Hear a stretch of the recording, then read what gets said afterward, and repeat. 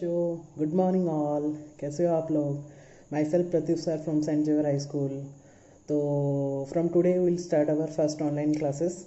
Okay, so I will share my YouTube videos with my handwritten prescribed notes so that you will get more concept and you will understand quickly, okay, by following that concept with the video. Okay, and if any doubts will arise, then you can directly ask me on that group or comment here. Okay, so जैसे कि आप लोग को पता है कि अभी corona के चलते सब स्कूल वगैरह सब कुछ बंद है. आप लोग भी घर में हो. आई होप कि आप लोग अच्छे होंगे. ठीक है, तो ज़्यादा हम हमारा टाइम वेस्ट ना करके हम पढ़ाई में थोड़ा ध्यान देंगे, ताकि जब भी स्कूल खुलेगा तो तब रिवाइज़ करने के लिए हमको थोड़ा हेल्प करेगा ये सब. ठीक है, तो आराम से पढ़ाई करेंगे. सो आज हम स्टार्ट करेंगे हमारा चैप्टर 1 से ही. तो मैंने जो भी वीडियो छोड़ा था उसको स्किप करते हैं. अभी मैं पूरा स्टार्टिंग से स्टार्ट करूँगा. आज सेट थ्योरी का कंटेंट नंबर 1 छोड़ेंगे और उसके साथ एक्सरसाइज एनसीईआरटी के एक्सरसाइज 1.1 भी मैं कवर करूँगा. ठीक है, तो ध्यान से कॉपी एंड पेन लेके बैठना और जो मैं बोल रहा हूँ उसको नोट डाउन करते जाना. मैं मेरा नोट भी शेयर करूँगा. नोट को भी देख के उसको अपडेट रहना, और कहीं पे थोड़ा भी कुछ भी डाउट होगा तो डायरेक्टली आप लोग ग्रुप में पूछ सकते हो या फिर you can contact me directly, okay, by this number. So और ज़्यादा देरी ना करके हम हमारा वीडियो को स्टार्ट करते हैं. ठीक है, ओके, थैंक यू ऑल.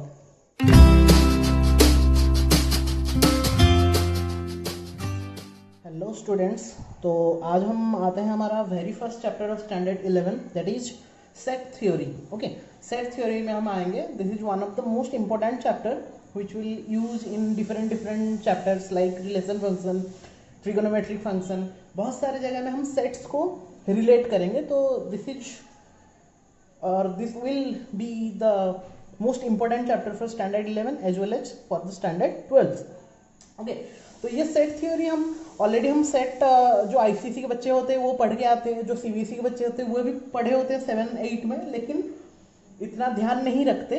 तो आज हम अच्छे से पूरा पढ़ेंगे कि सेट थ्योरी किसको बोलते हैं, एक्चुअली क्या थ्योरी है वो सेट में, और उसका डेफिनेशन वगैरह क्या रहता है, उससे एग्जांपल्स क्या है, और हम कैसे उसको रिप्रेजेंट करेंगे, कैसे उसको डिनोट करेंगे, और वैसे ही कुछ पढ़ेंगे आज का कंटेंट नंबर 1 में. ठीक है, so this is our content number 1. So from today I will upload the content wise notes as well as videos so that you all will be benefited from that. Okay, so let's start our chapter, that is set theory. First of all, before going to that chapter, first we have to know what is the definition of set actually. ठीक है, so अभी तक अगर हम ढूंढेंगे कहीं पे भी तो अभी तक सेट का प्रॉपर डेफिनेशन हमको नहीं मिला है. अभी तक जितने भी मैथमेटिशियन जितना भी लिखे हैं वहाँ पे कोई भी प्रॉपर डेफिनेशन सेट्स का अभी तक नहीं निकाला है, इसलिए हमने लिखा है नो प्रॉपर डेफिनेशन. फिर भी एक एज्यूम के तरह, एक मतलब जितना भी रिसर्च वगैरह करके वो लोग एक एजम्पशन में आए हैं कि प्रॉपर डेफिनेशन नहीं है, लेकिन हम सेट को जब डिफाइन करते हैं क्या होता है उसको समझने के लिए हमने ये डेफिनेशन लिखा है कि set is a collection of well defined objects. Okay, set is the collection of well defined objects. उसका मतलब क्या है, समझो कि set is a collection of well defined. ये जो लाइन लिखा गया है मैंने जिसको अंडरलाइन किया है उसका मतलब अभी समझेंगे. कलेक्शन, एक तो कलेक्शन तो हमको बताया कि ग्रुप कुछ को एक मिक्सिंग कर देंगे तो वो कलेक्शन हो गया, लेकिन वो कलेक्शन वेल डिफाइंड कैसे होगा. वेल डिफाइंड का मतलब अभी हम समझेंगे. तो वेल डिफाइंड का मतलब क्या होता है, it should not change from person to person. मतलब मैं क्वेश्चन मैं समझाऊंगा अभी. एक मैं क्वेश्चन करूंगा या फिर एक स्टेटमेंट लिखूंगा और वो स्टेटमेंट का जो आंसर होगा अगर वो पर्सन टू पर्सन वेरी नहीं करेगा तो वो वाला स्टेटमेंट को हम सेट बोलेंगे. और अगर वो वेरी कर रहा है, मतलब मेरा आंसर अलग निकल रहा है उसका आंसर अलग निकल रहा है, तो वो केस में हम उसको सेट नहीं बोलेंगे. ठीक है, तो उसके लिए उसको अच्छे से समझने के लिए हमने यहाँ पे 2 एग्जाम्पल लिया है. यहाँ पे एग्जाम्पल नंबर 1, यहाँ पे एग्जाम्पल नंबर 2. एग्जाम्पल नंबर 1 में हमने क्या लिखा है, top 5 cricketers. Okay, top 5 cricketers. तो अगर मैं तुमको पूछूं कि टॉप 5 क्रिकेटर्स, तो अकॉर्डिंग टू डिफरेंट पर्सन हमारा जो आंसर वो डिफर करेगा. ठीक है, जैसे कि मैंने 2 बच्चे को पूछा, एक राम को एक श्याम को. तो राम बोला कि मुझे ये चारों पसंद है, सचिन तेंदुलकर, महेंद्र सिंह धोनी, विराट कोहली, रोहित शर्मा. ठीक है, श्याम को जब पूछा वो बोला कि एसडी और ब्रेटली, हमारा ऐसे में क्या है, कुछ भी एक होगा, वीएस मतलब ये ST मतलब शिखर धवन, VS मतलब कुछ एक नाम होगा किसी का, ठीक है। तो राम को ये चारों पसंद है, श्याम को ये चारों, मैंने जस्ट एक एग्जांपल दिया है, ऐसे कुछ मत लेना उसको। तो राम का डिफरेंट होगा, श्याम का डिफरेंट है। मेरा जैसे मेरा फेवरेट क्रिकेटर अगर MSD महेंद्र सिंह धोनी है, तुम लोग का अगर तेंदुलकर होगा, तो हमारा ओपिनियन हमेशा क्या करेगा, डिफर करेगा। जितने भी बच्चे को पूछूंगा कहीं कहीं पे सेम हो सकता है, लेकिन 4-5 अगर मैं ढूंढूंगा तो वहां पे कभी भी सेम नहीं होगा। तो यहाँ पे 5 क्रिकेटर्स लिखा है, और एक नाम लिख लेते हैं यहाँ पे ALBS, ठीक है। मैंने जस्ट ऐसे ही नाम लिख दिया, तो कुछ तुम ही ढूंढ लेना क्या लिखा है। तो यहाँ पे क्या हो रहा है, पर्सन टू पर्सन वो क्या कर रहा है, डिफर कर रहा है। That's why in that case it is not called as a set. Clear, यहाँ पे पर्सन टू पर्सन डिफर कर रहा है हमारा आंसर, इसके लिए इसको हम सेट नहीं बोलेंगे। नेक्स्ट वाला एग्जाम्पल हम देखते हैं, इवन नंबर बिटवीन 5 to 10। अगर मैं पूछूं तुमको इवन नंबर बिटवीन 5 to 10, तो क्या होगा आंसर। 5 to 10 के अंदर इवन नंबर कौन कौन होगा, एक तो 6 होगा या फिर 8 होगा, 6 and 8। तो अगर मैं A को पूछूं वो भी 6 8 बताएगा, अगर मैं B को पूछूं वो भी 6 8 बताएगा, क्योंकि इसका एक आंसर हमेशा 6 और 8 निकलेगा, कभी भी 12 6 8 10 12 नहीं निकलेगा, क्योंकि हमको बोला है कि 5 to 10 के अंदर निकालना है, तो हमेशा हमारा आंसर 6 and 8 ही होगा, ठीक है।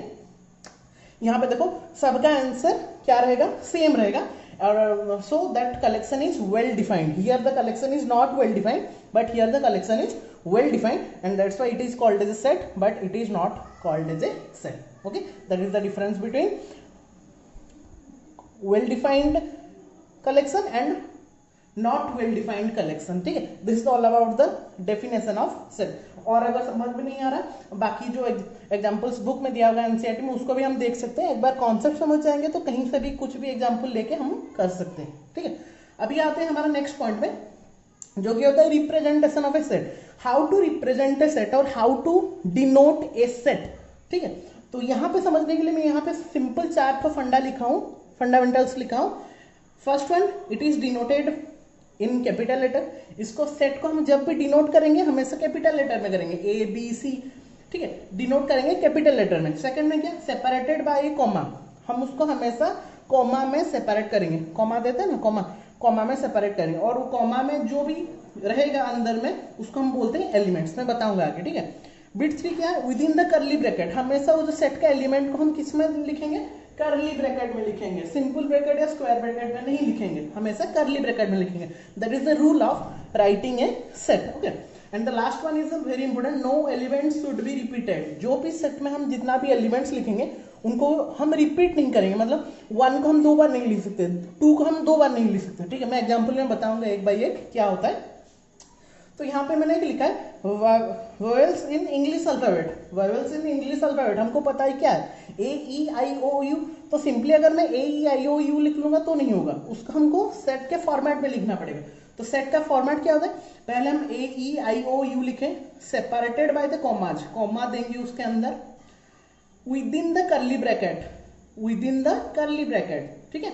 And no repetition is allowed. तो यहाँ पे कोई रिपीट नहीं कर रहा है तो छोड़ देंगे, कॉमा भी है, ब्रैकेट भी है, और सबको हम डिनोट भी किए हैं कैपिटल ए में।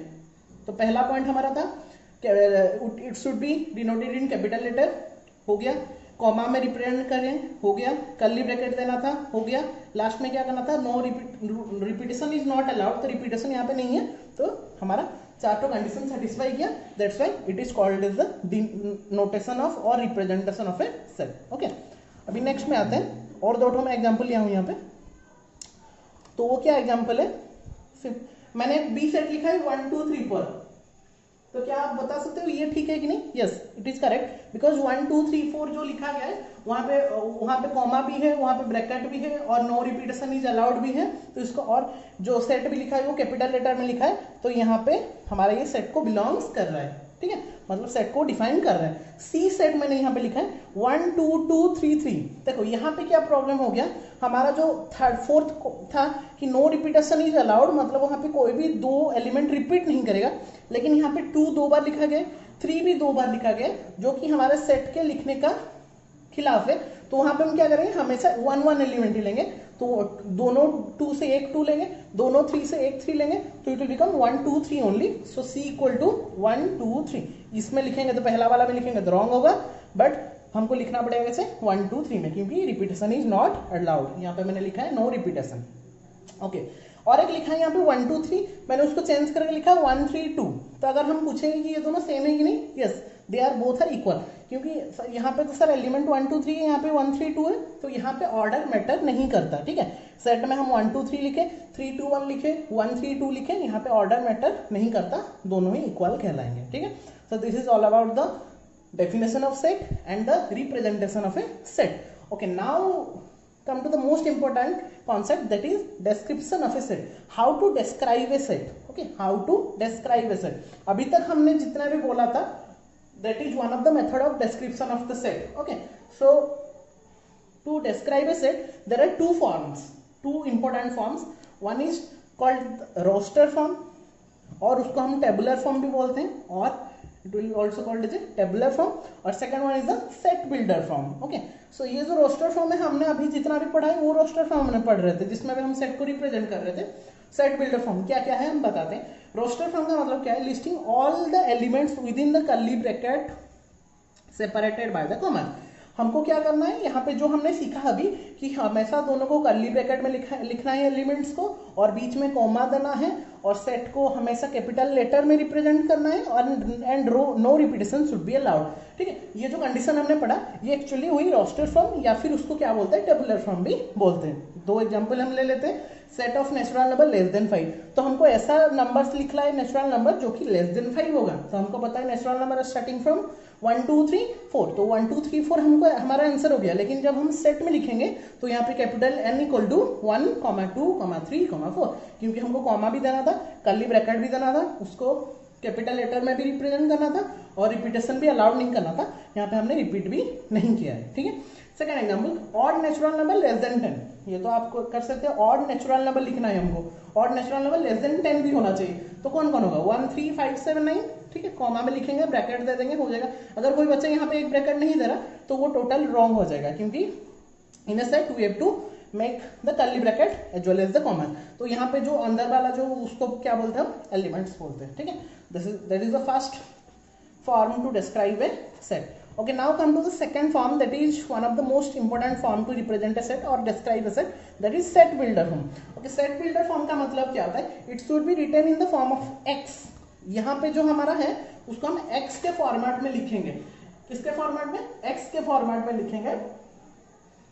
satisfy some property। अच्छा, इतना ध्यान नहीं देना है, हमको बस समझना है कि इसको हमको x के फॉर्मेट में लिखना है, जहां पे कि वो एक प्रॉपर्टी को सेटिस्फाई कर रहा होगा। मतलब हमको एक क्वेश्चन गिवन होगा, उसको हम क्या करेंगे ना, सेट बिल्डर फॉर्म में।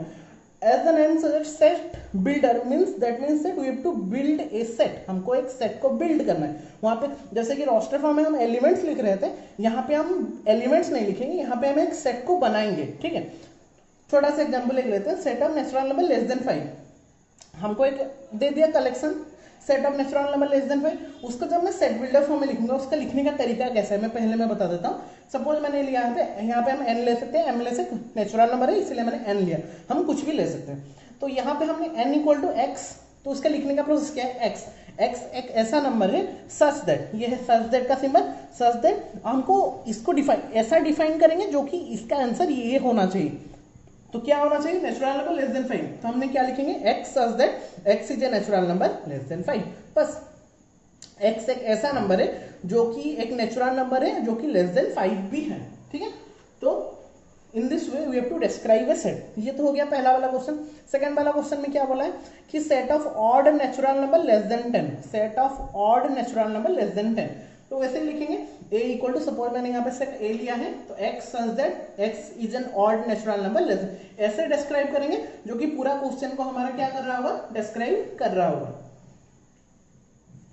अभी आते हैं थर्ड एग्जांपल में, b equal to x such that x is a letter of what. अच्छा, अभी ये तो हो गया set builder form to describe a set. यहाँ पे हम कुछ कन्वर्सन में आते हैं, जहाँ पे कि मैं कहीं पे सेट बिल्डर से रोस्टर फॉर्म लाऊंगा, कहीं पे रोस्टर फॉर्म से सेट बिल्डर फॉर्म लाऊंगा। ठीक है, ऐसा वाला क्वेश्चन आता है कि रोस्टर फॉर्म में दिया होगा, उसको सेट बिल्डर फॉर्म में लिखना होगा, और कहीं कहीं पे सेट बिल्डर में दिया होगा, उसको हमको रोस्टर फॉर्म में लिखना होता है। तो यहाँ पे सेट बिल्डर में हम देख के भी पता चलता है, जहाँ पे सच दैट एक्स वगैरह होगा वो हो गया हमारा सेट बिल्डर फॉर्म, और जहाँ पे एलिमेंट्स वगैरह लिखा होगा वो हो गया हमारा क्या, रोस्टर फॉर्म। तो अभी एक एग्जाम्पल हमने लिखा है यहाँ पे, B equal to X such that X is a letter of word school. School में जितना भी लेटर है उसको एक सेट के फॉर्मेट में लिखना है। तो बी इक्वल टू कौन कौन है, देखो एस सी एच ओ ओ, दो ओ है तो ओ दो बार हम नहीं लिख सकते क्योंकि according to the description of a set और representation of a set repetition is not allowed. तो दो ओ है वहां से मुझे एक ही ओ लेना पड़ेगा, तो only one O is there then N. तो S C H O L these are the elements. Clear? Okay, now come to the next question. Write A equal to -6 -4 -2 0 2 4 6 in the set builder form. यहाँ पे इसको हमको set builder form में लिखना है। तो पहले हमको देखना पड़ेगा, जब भी सेट बिल्डर फॉर्म लिखते हैं वहां पे थोड़ा देख के करना पड़ेगा कि जो भी हमारा सेट गिवन है वो किसको रिप्रेजेंट कर रहा है, कि -6 -4 -2 ऐसा कुछ वैल्यू देंगे जहां पे वो टोटल मतलब उसको ही इसको ही डिफाइन करेगा। तो मैंने यहाँ पे लिखा a equal to X such that x equal to 2n, मतलब x हम ऐसा नंबर लिए जो कि 2n के फॉर्म में है, 2 इंटू ए नंबर के फॉर्म में, जहां पे n is a what integer, z set belongs to the integer. तो ऐसा एक नंबर है n जो कि z को बिलोंग्स कर रहा है, इंटीजर को बिलोंग कर रहा है, और जो n है वो कहां से कहां तक एग्जिस्ट कर रहा है, हमने 10 में पढ़ा है -3 less than equal to n less than equal to 3। इसका मतलब क्या होता है कि -3 -2 -1 0 1 2 3 हमने इंटीजर लिया था। तो ये जो 7 का वैल्यू लिया इसको यहाँ पे पुट करके देखो मुझे ये वाला सेट मिल रहा है कि नहीं। पहले -3 पुट करेंगे, 2 into -3 -6, 2 into -2 -4, 2 into -1 -2, 2 into 0 0, 2 into 1 2, 2 into 2 4, 2 into 3 6। ठीक है, हमने ऐसा एक सेट को डिफाइन कर दिया सेट बिल्डर फॉर्म में जो कि डायरेक्टली हमारा क्वेश्चन को ही डिफाइन कर रहा है। ठीक है, तो here we built a set, हमने यहाँ पे एक सेट को बिल्ड किया है, तो that's why it is called as a set builder form. ठीक, set of positive even number less than 10, ये तो हमको सबको पता है positive even number less than 10 कौन होगा, 2 4 6 एंड 8। ठीक है, so this is all about the representation of a set or description of a set where two forms are there to describe a given set. Okay, now come to the most important concept, that is small concepts are there. First हमने जब starting कर रहे हैं अभी थोड़ा थोड़ा concept पढ़ के जाएंगे, फिर आगे में अच्छा वाला कॉन्सेप्ट हम पढ़ेंगे। ठीक है, अभी जो कॉन्सेप्ट है ये है belongs to and does not belongs to का। बिलोंग्स टू का मतलब क्या करता है, हम सेंट जेवियर को बिलोंग्स करते हैं, मतलब क्या हुआ, हम सेंट जेवियर को बिलोंग्स करते हैं मतलब हम सेंट जेवियर में पढ़ाई करें, हम इंडिया को बिलोंग्स करते हैं, हम मतलब हम इंडिया में रहे।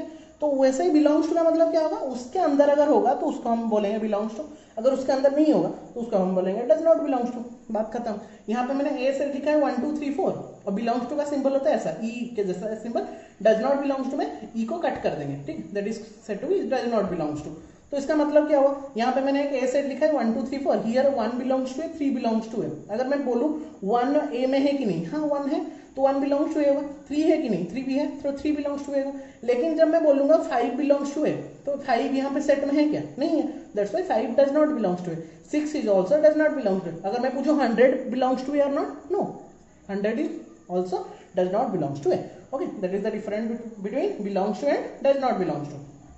अभी आते हैं कुछ मैथमेटिकल सेट्स में जो कि हम अभी यूज करेंगे या फिर हम यूज करते आए हैं हमारे बहुत प्रीवियस क्लासेस से, थोड़ा अभी जान लेंगे। सेट ऑफ नेचुरल नंबर जिसको हम n में डिनोट करते हैं।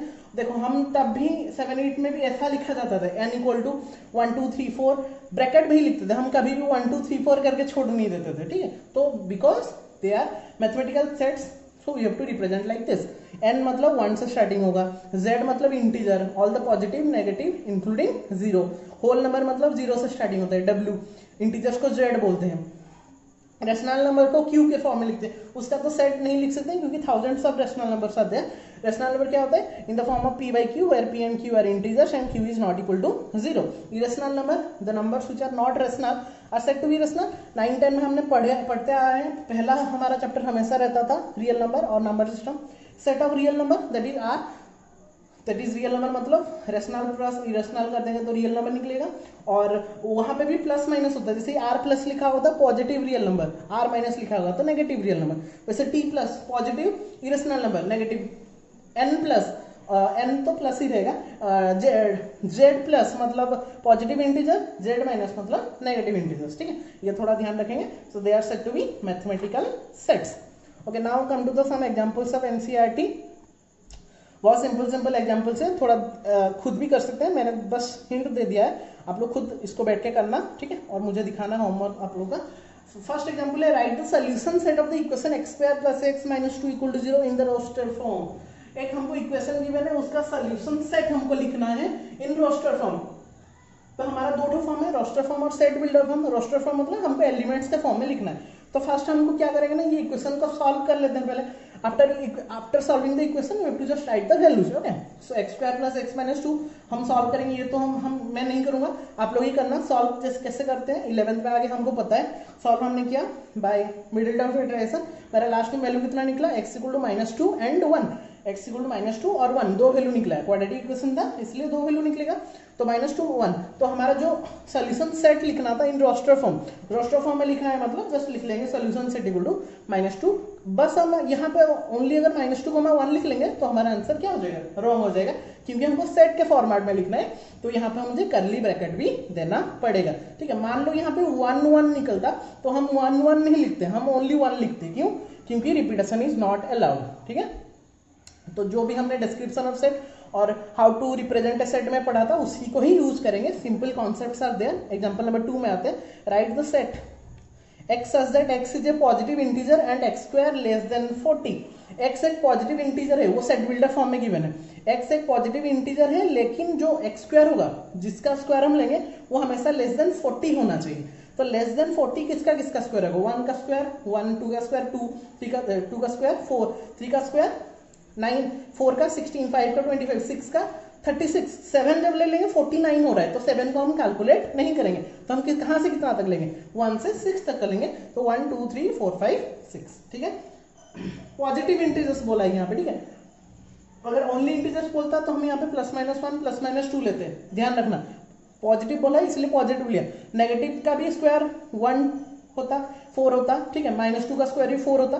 तो अगर ओनली इंटीजर बोला होता तो +-1 +-2 +-3 करके लेते, और अगर नेगेटिव इंटीजर बोला होता तो -1 -2 -3 करके लेते, ठीक है।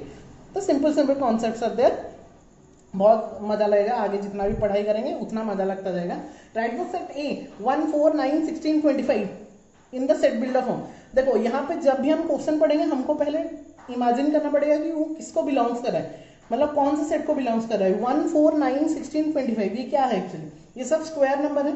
1 का स्क्वायर, 4 2 का स्क्वायर, 9 3 का स्क्वायर, 16 4 का स्क्वायर, 25 5 का स्क्वायर। तो उसका जब मैं लिखूंगा क्या, सेट बिल्डर फॉर्म है, तो हम कैसे लिखेंगे, कोई भी सेट का नाम दे देंगे। A equal to x such that, set builder form मतलब हमको x के फॉर्म में लिखना है।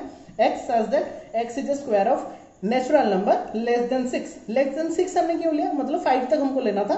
जैसे कि 1 2 3 4 5, 1 का स्क्वायर 1, 2 का स्क्वायर 4, 3 का स्क्वायर 9, 4 का स्क्वायर 16, 5 का स्क्वायर 25। अगर मैं यहाँ पे 7 लिख लेता मतलब 6 को भी कैलकुलेट करना पड़ता, और अगर हम 6 को कैलकुलेट कर लेते यहाँ पे 36 इज नॉट देयर, ठीक है। इसलिए मैंने लेस देन 6 लिया। कोई बच्चा अगर करेगा क्या,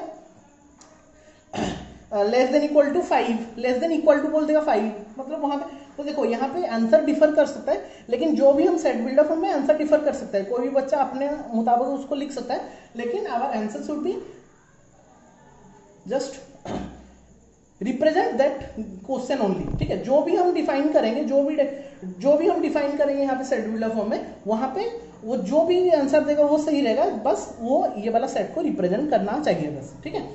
क्वेश्चन एग्जांपल 4 में आता है, write the set 1/2 2/3 3/4 4/5 5/6 6/7 in the set builder form. उसका हमको it is given in roster form, we have to write in set builder form. Set builder form मतलब x के फॉर्म में लिखेंगे, x सच के फॉर्म में। तो b इक्वल टू, हमने देखो ये वाला भी कुछ भी ले सकते हैं, मैंने b ले सकता हूँ, c ले सकता हूँ, z ले सकता हूँ, p ले सकता हूँ, लेकिन कैपिटल लेटर में लिखना है। तो b equal to x such that, हमने इसको देखो थोड़ा ध्यान से देखना, क्वेश्चन 1/2 2/3 कैसा फॉर्म में है, उसको मैंने लिखा x such that x equal to n/n+1। n/n+1 मतलब यहाँ पे जो नंबर है वो है, नीचे में उसका 1 ऐड हुआ है, तो n/n+1 हमने लिख लिया। अभी इसको भी डिफाइन करेंगे, ऐसे छोड़ देंगे तो नहीं होगा। तो where 1 less than equal to n less than 6, less than equal to 6 मतलब हम कौन किसको लेंगे, 1 से लेके 6 तक लेंगे। 1 2 3 4 5 6 ऊपर में है कि नहीं, देखो 1 2 3 4 5 6। और n+1 हमने किया है, क्यों किया था, क्योंकि डिनोमिनेटर से उसमें 1 ऐड हुआ है। तो अगर मैं यहाँ पे 1 लूंगा तो नीचे वाला कितना हो जाएगा 2, अगर मैं 2 लूंगा 3, 3/4, 4/5, 5/6, 6/7 हो गया 6 तक, क्योंकि 7 हम नहीं करेंगे, ओनली 6 तक ही लेना पड़ेगा। और लेकिन इसको डिफाइन करना जरूरी है कि n बिलोंग्स टू n बोल के, कैपिटल N मतलब नेचुरल नंबर। क्यों डिफाइन करना जरूरी है? क्योंकि अगर हम नेचुरल नंबर के अलावा और कुछ ले लेंगे, जैसे कि होल नंबर लेने से भी चलेगा लेकिन अगर हम इंटीजर्स ले लेंगे, इंटीजर लेने से चलेगा। अगर मैं रेशनल नंबर कोई ले लेगा तो वहां पे हम डिफाइन, अगर हम डिफाइन नहीं करेंगे, हम पॉइंट भी ले सकते हैं, लेकिन पॉइंट में वो एग्जिस्ट नहीं करेगा, क्योंकि there are 1000 number of decimal numbers between 1 to 6। ठीक है, तो हमको डिफाइन करना पड़ेगा ये नेचुरल नंबर है या होल नंबर है या इंटीजर से, कुछ भी हमें डिफाइन करना पड़ेगा, एन जो भी डिफाइन कर रहे हैं। ठीक है, okay, this is all about your exercise content number 1 का जितना भी कॉन्सेप्ट था उतना ही था। अभी हम डायरेक्टली आते हैं हमारे एनसीईआरटी 1.1 में। तो यहाँ पे हम सब क्वेश्चन नहीं करने वाले, मैं जस्ट हिंट दे दूंगा, एक्सरसाइज हिंट दे दूंगा, बाकी जितना भी क्वेश्चन रहेगा that will be your homework. Okay, so मैं जितना भी हिंट देना है और जितना भी इंपॉर्टेंट क्वेश्चंस रहेगा मैं उसको बस हिंट दे दूंगा, और जितना मैं बिट यहाँ पे नहीं लिखा हूँ, ठीक है, मैं डायरेक्टली 1 के बिट 2, बिट 4, बिट 8 लिखा हूँ, बिट 7 लिखा हूँ, और बाकी जितना भी बचेगा एनसीईआरटी या बुक से आप लोग कर लेना उसको। Question number 1, which of the following are sets. Question number 1 में क्या बोला है, हमको डिफाइन करना है कि कौन सेट है कौन सेट नहीं है, जस्टिफाई योर आंसर, हमको हमारा आंसर को जस्टिफाई भी करना है। पहला है the collection of all the months of a year beginning with the letter J. ठीक है, ये वाला क्वेश्चन अगर मैं किसी को भी पूछूं सबका आंसर सेम ही निकलेगा ना, कोई अलग अलग आंसर बताया कि हमारा आंसर क्या क्या होगा, जनवरी, फिर फरवरी नहीं होगा, मार्च नहीं होगा, अप्रैल नहीं होगा, मई नहीं होगा, जून, फिर जुलाई, फिर अगस्त, सितंबर, अक्टूबर, नवंबर, दिसंबर, और जे नहीं आता, तो ऑब्वियसली जनवरी, जून एंड जुलाई ही होगा। तो मैं अगर किसी भी बच्चे को पूछूं और किसी भी इंसान को पूछूं तो हमारा हमेशा आंसर यही निकलेगा। सो हमारा आंसर अगर यही निकला तो it is the collection is well defined and that's why it is a set. तो जस्टिफिकेशन में क्या लिखेंगे, since our collection is well defined it is a set. ठीक है, very simple question. Bit 2, the collection of 10 most talented writers of India. अच्छा, 10 most talented writers of India, यहाँ पे हम सबका ओपिनियन डिफर करेगा। मेरे अनुसार कोई एक्स राइटर अच्छा है, तुम लोग के अनुसार वाई राइटर अच्छा है, और किसी का अनुसार जेड राइटर, मैं किसी का नाम ले लूंगा, लेकिन according to person the opinion differs। ठीक है, that's why since the collection is not well defined, opinion differ कर रहा है, that's why it is not called as a set। clear, this is very simple। थोड़ा सा ध्यान रखेंगे कि कहाँ पे well defined हो रहा है, कहाँ पे well defined नहीं हो रहा है। जहाँ पे well defined होगा उसको set बोलेंगे, जहाँ पे well defined नहीं होगा उसका हम set नहीं बोलेंगे। ठीक है, बिट 4 में आते हैं, the collection of all boys in our class, in your class। ठीक है, तो यहाँ पे अगर मैं बच्चों को पूछूं, एक क्लास में बैठ के पूछूं कि collection of all the boys in your class, तो एक्स बोलेगा कि सर हम 10 बॉय हैं, वाई भी तो बोलेगा वही हम 10 बॉय, या उसका चेंज हो जाएगा, ओपिनियन चेंज नहीं होगा कभी भी एक क्लास के अंदर अगर हम पूछेंगे। ठीक है, तो according to all the collection is well defined, हमेशा वेल डिफाइंड होगा and that's why it is a set. मैंने पहले नॉट ए सेट लिखा था, क्योंकि नॉट ए सेट अगर हम एज ए होल देखेंगे, जो भी ये वीडियो दिख रहा है अगर वो अपना अपना क्लास लेके करे, मतलब एक जेवियर से एक बच्चा देख रहा है और कहीं से और एक बच्चा देख रहा है, तो वहां पे वो कलेक्शन डिफर करेगा, क्योंकि जेवियर्स के जितने क्लास के उसके बच्चे हैं और एक स्कूल के क्लास के बच्चे से डिफर करेगा। लेकिन अगर मैं क्लास को लेके करूं तो इट इज ए सेट। ठीक है, तो देखना पड़ेगा कहाँ पे क्या हम यूज करेंगे, और एनसीईआरटी में हमारा आंसर सेट दिया है, इसलिए मैंने उसको क्लास के अनुसार लेके किया है, और that's why it is a set, वरना वो सेट नहीं होगा। लास्ट वाला देखेंगे, the collection of all even integer. Obviously even integer बोला है मतलब यहाँ पे सबका आंसर सेम ही रहेगा, डिफर नहीं करेगा, that's why it is a set. Since the collection is well defined it is a set. Question number 2 में आता है, very simple question, we have to just insert belongs to और does not belongs to symbol. ये तो हमको पता है कि अगर वो सेट में है वो बिलोंग्स करेगा, अगर वो सेट में नहीं है वो डज नॉट बिलोंग्स करेगा। सेट यहाँ पे गिवन है 1 2 3 4 5 6, तो 5 बिलोंग्स टू ए, 5 है, 5 belongs to A, 4 belongs to A, yes. 8 does not belongs to A, क्योंकि 8 नहीं है सेट में, तो 8 does not belongs to A, और 2 भी है मतलब 2 इज बिलोंग्स टू ए। ठीक है, question number 2 completed. Question number 3 में आते हैं। क्वेश्चन नंबर 3 में क्या बोला है कि write the following sets in roster form. Roster form में हमको लिखना है, रोस्टर फॉर्म मतलब हमको एलिमेंट्स के फॉर्म में लिखना है। बिट 1 में क्या दिया है, a equal to X such that x is a integer and -3 less than equal to x less than 7।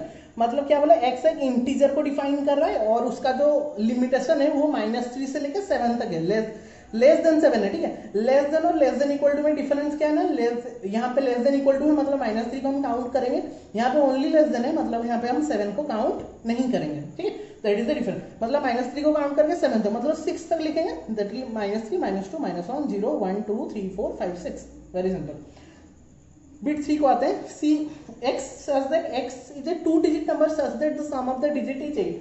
अच्छा ये इंटरेस्टिंग क्वेश्चन है कि ऐसा हमको 2 डिजिट नंबर फाइंड आउट करना है जिसका डिजिट का सम कितना होना चाहिए, 8 होना चाहिए। ऐसा हम 2 डिजिट नंबर लेंगे, ठीक है, जिसका सम करेंगे दोनों डिजिट को तो 8 निकलना चाहिए। तो मैंने क्या लिखा, 1 7 7 + 1 8 2 + 6 8 3 + 5 8 44 53 62 71 80 भी ले सकते हैं, 8 + 0 क्या 80, लेकिन 08 नहीं ले सकते क्योंकि 08 is a 1 digit number, but we have to write the 2 digit numbers, that's why. So these are the numbers where the digits of their sum of their digits is 8 always, ठीक है। The set of letters in the word trigonometry, ठीक है, ये तो लिख सकते हैं लेकिन रिपीट नहीं करेंगे। T लिखे, R लिखे, I लिखे, G लिखे, O लिखे, N लिखे, O फिर से नहीं लिखेंगे क्योंकि O लिखे हैं, M लिखे, E लिखे, T फिर लिखे हैं, T नहीं लिखेंगे, R लिखेंगे, R भी लिखे हैं, R भी नहीं लिखेंगे, लास्ट में लिखेंगे वही, ठीक है। So these are the answers। Question number 4 में आता है write the following sets in set builder form. यहाँ पे हमने रोस्टर फॉर्म में लिखा, यहाँ पे हम क्या करेंगे, रोस्टर फॉर्म में दिया होगा, हमको सेट बिल्डर फॉर्म में लिखना है। देखो मैंने बोला था जहाँ पे रोस्टर दिया होगा वहाँ पे सेट बिल्डर लिखना होगा, जहाँ पे सेट बिल्डर दिया होगा वहाँ पे रोस्टर लिखना होगा, ठीक है। 3 6 9 12 सेट बिल्डर में जब लिखेंगे थोड़ा सा दिमाग लगाएंगे, 6 और सबका आंसर डिफर भी कर सकता है तो उसका टेंशन नहीं लेना है, जस्ट हम जो भी डिफाइन करेंगे वो हमारा पर्टिकुलर क्वेश्चन को डिफाइन हो रहा होगा बस।